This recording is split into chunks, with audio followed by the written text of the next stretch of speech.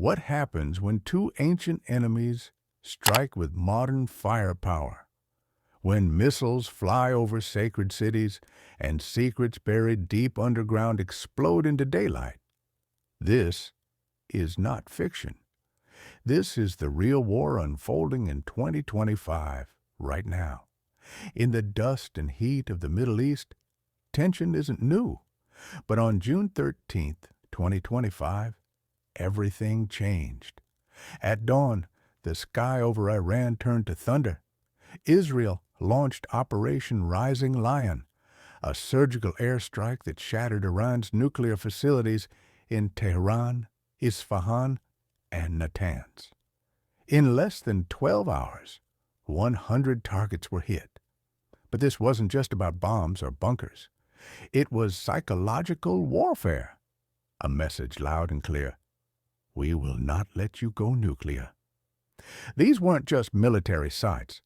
Among the ruins were nuclear scientists, engineers, even civilians. The world watched in stunned silence. But silence never lasts long in the Middle East.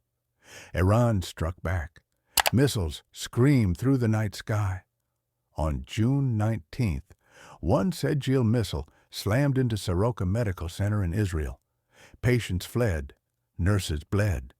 The hospital shook. Over 20 injured. Panic in the hallways, sirens everywhere. And this was only the beginning.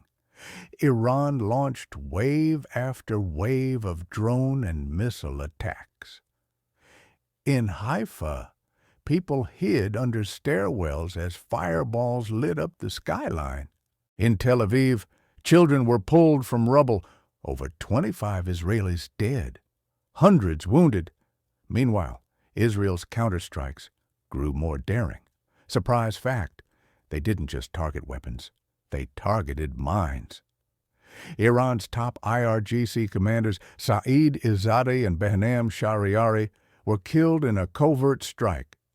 These weren't just military men, they were architects of Iran's Israel strategy for over a decade.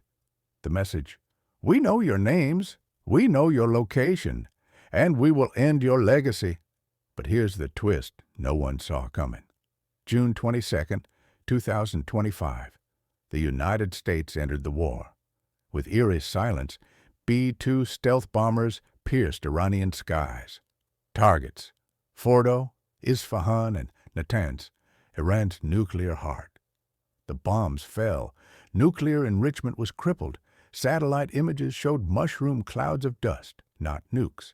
For now, in just 9 days, over 600 Iranians had died. Many were civilians. Many never saw it coming. Thousands fled cities. Schools shut down. The war was no longer just on battlefields. It was in homes, in hearts. But was this justice, or just destruction? As the bombs fall and blood dries, the world asks, when will it stop? Diplomats call for peace. The UN pleads for a ceasefire. The IAEA warns that another strike might touch off a nuclear catastrophe. But on the ground, there's no pause button. Children now recognize the sound of missile sirens before lullabies. Markets stay empty. Hope feels foreign. This isn't just a war between Iran and Israel. It's a war of fear versus power, of revenge versus restraint. And now, with the U.S. involved, could it spiral into something even worse? A regional collapse, a global crisis, or is this the last chapter of a very long story? What do you think? Is this war about survival or domination? Will peace ever return to this sacred, scarred land? Leave your thoughts in the comments, like if this story moved you, and subscribe for more real history unfolding in real time, because tomorrow's headlines are today's stories, and history is happening now.